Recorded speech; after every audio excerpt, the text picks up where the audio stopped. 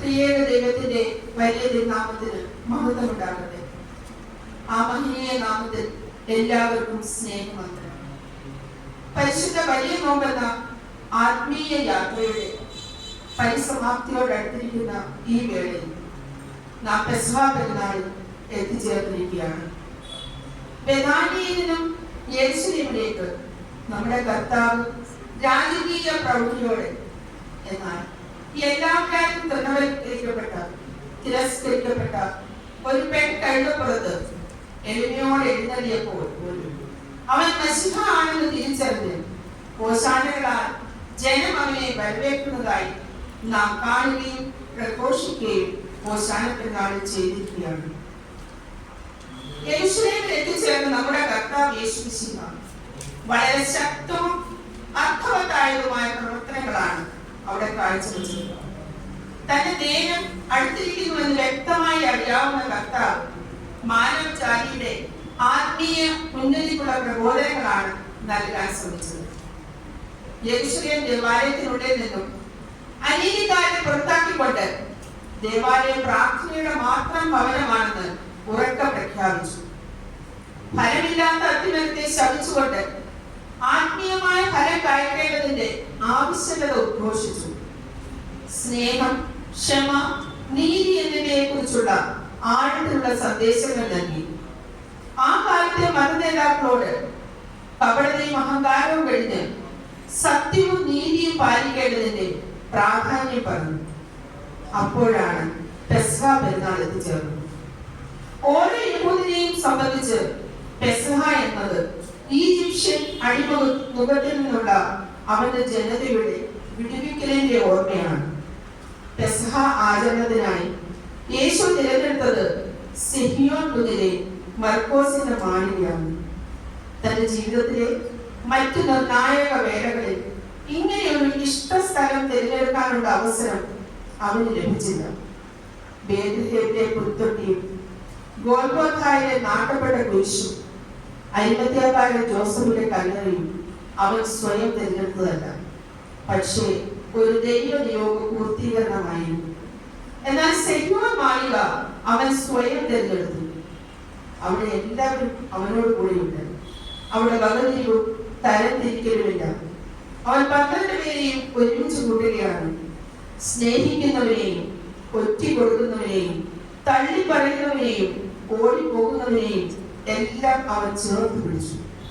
ഇവിടെ 2 ഉദാശകളും ഒരു പ്രമാണവും അവൻ നമുക്ക് നൽകി. പരിശുദ്ധ കുർബാനയും പൗരോഹിത്യവും സ്നേഹത്തിന്റെ പുതിയ പ്രമാണം.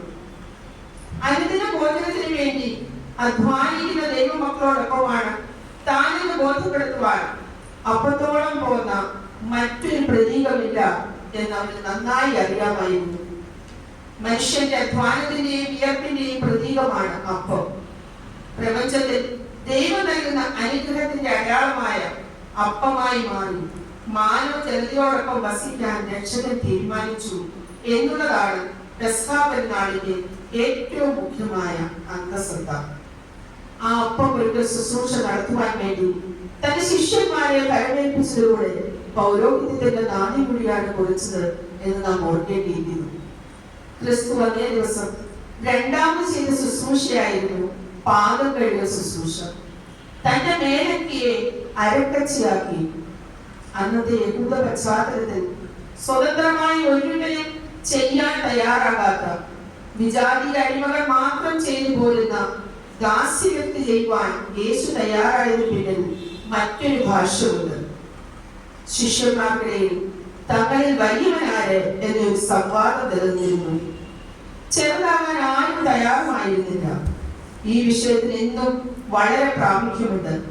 നമ്മുടെ സമൂഹത്തിലെ എല്ലാ പ്രശ്നങ്ങളുടെയും മൂല കാരണം ഇതാണ്, ഞാൻ വലിയവൻ എന്ന ഭാവം. സഭയാകുന്ന കുടുംബത്തിൽ വളരേണ്ട ഭാവം സ്നേഹത്തിന്റെയും എളിമയുടേതുമാകണമെന്നാണ് നമ്മുടെ കർത്താവിലൂടെ പഠിപ്പിക്കുന്നത്. ഇടയ്ക്കിടയ്ക്ക് സിഹിയോൻ മാളിക നമ്മുടെ ധ്യാനത്തിൽ കൊണ്ടുവരാൻ നമുക്ക് ശ്രമിക്കാം. ജെറുസലേമിലെ ഒരു വലിയ മാളികമുറി മാത്രമായിരുന്നില്ല അത്. ഏറ്റവും വലിയവൻ ഏറ്റവും ചെറിയവരുടെ മുൻപിൽ ചെറുതാകുന്ന മാതൃകയുണ്ട് അവിടെ. എല്ലാവരെയും നാം സ്നേഹിക്കണമെന്ന ആഹ്വാനമുണ്ട് അവിടെ. കർത്താവിന്റെ സ്വന്തം ശരീരവും രക്തവും അപ്പവും പാനീയവുമായി പകുത്തു നൽകിയ വിശുദ്ധ ബലിയുണ്ടവിടെ. ഞാനാണ് വലിയവനെന്ന മത്സരഭാവമുണ്ടവിടെ. എന്റെ കാര്യത്തിൽ നീ ഇടപെടേണ്ട എന്ന തടസ്സം നിൽക്കലുണ്ടവിടെ. വഞ്ചനയുടെയും തള്ളിപ്പറിച്ചതിന്റെയും വെളിപ്പെടുത്തലുകളുണ്ട്. എനിക്കൊരു മാറ്റവും സംഭവിക്കില്ല എന്ന അഹങ്കാരമുണ്ടവിടെ. ഞാനല്ല നീയാണ് എന്ന കൈചൂണ്ടലുണ്ടവിടെ. നമ്മുടെ ജീവിതത്തിൽ എല്ലാ ചിന്തകളും വികാരങ്ങളും ഈ സെഹിയോൻ മുത്തുശാലയിലുണ്ട്. പക്ഷേ നമുക്ക് മാതൃകയാക്കേണ്ടത് സെഹിയോൻ മാളികയിലെ കർത്താവിനെയാണ്.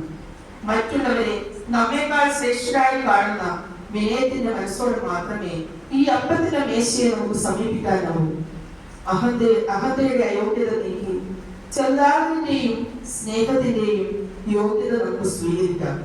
വിശുദ്ധ കുർബാനയിലെ തിരുശരീരം വ്യക്തമായി തീർന്ന ദൈവം നാം എല്ലാവരെയും സമൃദ്ധമായി അനുഗ്രഹിക്കട്ടെ. എല്ലാവർക്കും ഒരിക്കൽ കൂടി പെസഹാ ആശംസകൾ നേരുന്നു. എനിക്ക് അവസരം നൽകിയ ബഹുമാനപ്പെട്ട ഒരു കാര്യം ജോൺസൺ എബച്ചനോടുള്ള നന്ദി സ്നേഹം അറിയിച്ചുകൊണ്ട് വിരമിക്കുകയാണ്. എല്ലാവർക്കും നമസ്കാരം.